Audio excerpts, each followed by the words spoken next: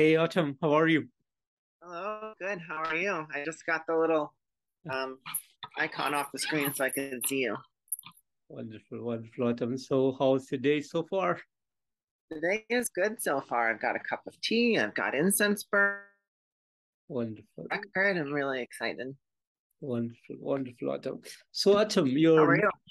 I'm doing good, pretty good, thank you. Good. So, Autumn, your new EP Crowned in Skulls is to be out next Feb 2023. So, would you like to tell me a bit about the songwriting and production behind this new upcoming EP? I would love to. um, I've been sitting on this EP for a little while now. I had some other things I needed to do before finalizing it, so I wish it was out a little earlier, but February will have to do. And the songwriting for it, it's kind of a return to my normal acoustic doom and pagan folk that I usually do. Whereas I had the Hail the Forest Dark black metal EP that came just in 2019 or 2020, I believe. So this is a way back to what I normally do, and it includes all of my balalaikas, my borans, my little strange little folk instruments, and my screaming and singing and chanting and all sorts of wonderful things that make up Forever Autumn. Wonderful, wonderful. And I was have my team.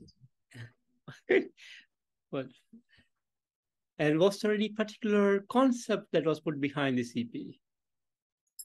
The concept. Well, the concept it kind of formed as the songs formed. I don't usually go into something with too much of an idea of really a framework. I let the songs talk to me and say what they want to. And the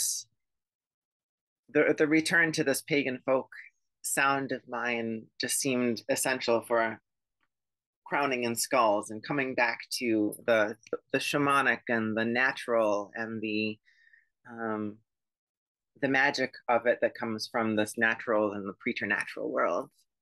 So there's not really a framework or a concept, but it's a compilation of what has been happening currently and where I am as an artist and as a person and how that needs to be expressed to the people. Wonderful, wonderful. And on vocals and songwriting, you brought Aaron again, my dying bride, amazing guy again. I did. So how did it all happen and how Aaron got into this? Well, we I got him to work on Hail the Forest Dark with me for a little bit, but he really we had talked a few years ago and he really wanted to do something kind of like how what was it? On on the record before that, I can't remember it. Hail the Forest Dark. No, Howls in the Forest at Dark. Howls in the Forest at Dusk. Well, he wanted to be on a song that was kind of like what I had on there, but I needed him for the black metal bits first. So I thought it would be a good idea to return and ask him to come back for something similar to um, Howls in the Forest at Dusk, and he was excited to do it. And I had this great idea for my opening balalaika song with the forest and the night. And when I wrote the song, I just had this great back and forth in my head that just seemed like, oh, this is going to be perfect. And luckily, he agreed and was really into it, and we had a great time doing what we could. And it sounds amazing. I can't believe that's something that I wrote. It's great. Beautiful, beautiful. And this five-track EP, beautifully done. Great work again from you. Fantastic songs. We're all looking forward for the release in February. But beforehand, do you plan to release a single or a video from this EP? There are plans to release two singles, I believe, in December and January, but I'm not sure of the dates. We're releasing two singles. Ideally, they will be The Forest and the Night Mhm. and the closing track Under Shadows of Anun. And as far as a video, I would like to film a video. I'm not sure how making a video is going to progress right now. It's really just me. I don't have a crew or anything to help out, so it's really a matter of if I can charge my video camera and run off into the woods for a while and hope something good comes of it. So I'm hoping for a video, but we will have 2 singles. Wonderful, wonderful. And does touring works out in by the release of the album, or do you have some plans for 2023? I don't have any planned shows yet, but we did play down in Baltimore in August for the Maryland Folk Metal Festival, and I had new people play with me, so I think I found a good road band. I I believe if I can get a couple good shows going around the time of the release, or maybe in the springtime, I could probably grab those guys and get them together and do a few shows if we can find the right places.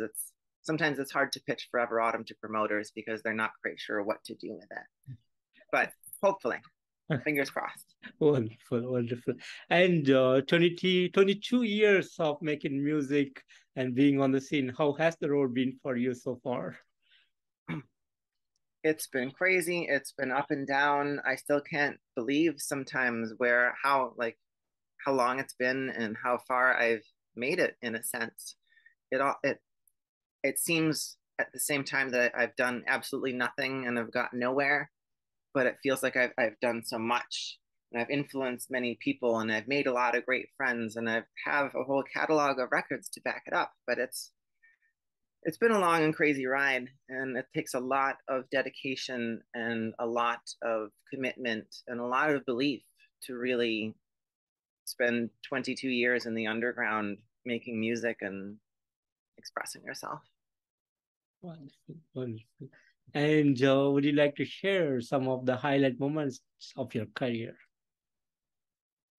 I would. Let's see. I remember a long, long time ago in the early 2000s, I had radio play in Novosibirsk in Siberia at this little radio station called Radio Penguin with some guy named Sergei Tikhonov.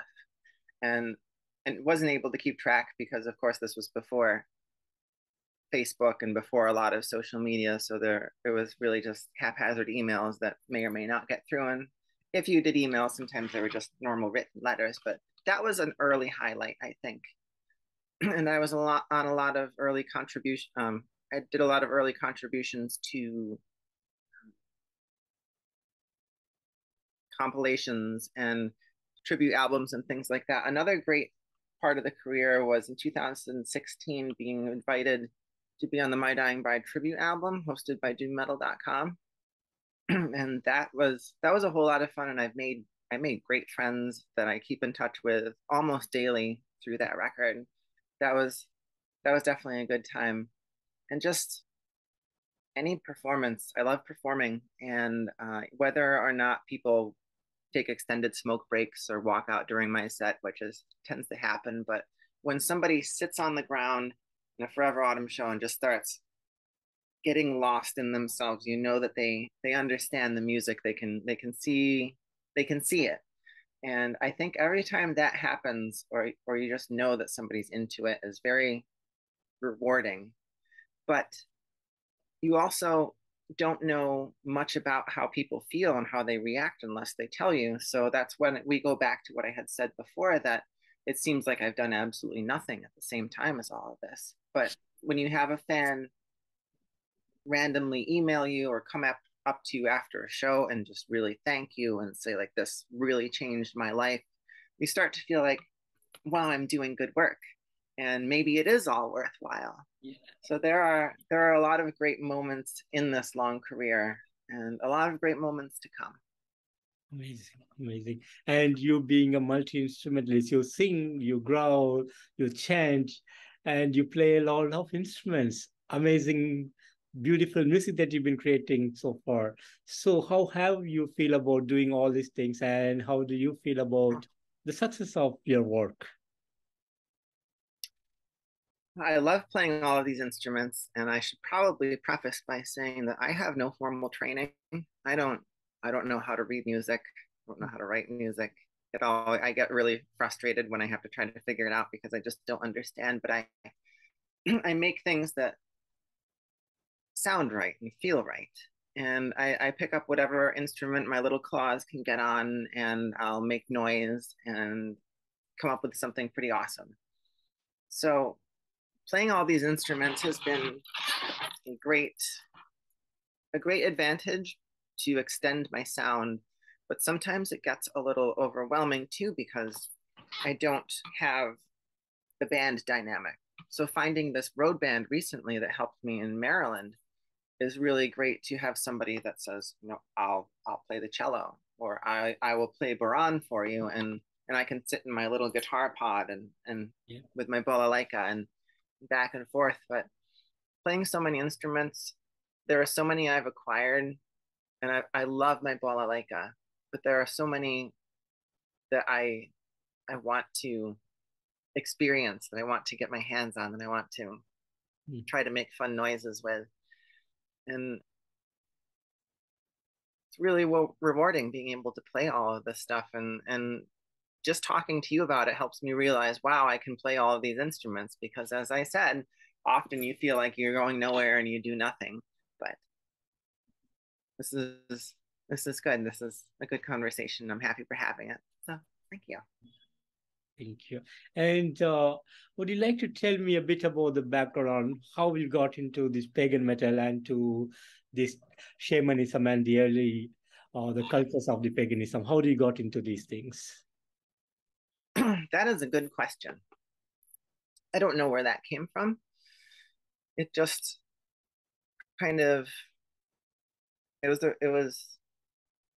the right way and the right path, and it found me and I found it at the same time, and we walked together through the forest, through mountain streams, and we make music and we sing and we chant and we burn things and have fires in the woods. And it's I don't I don't know where it came from. It's just the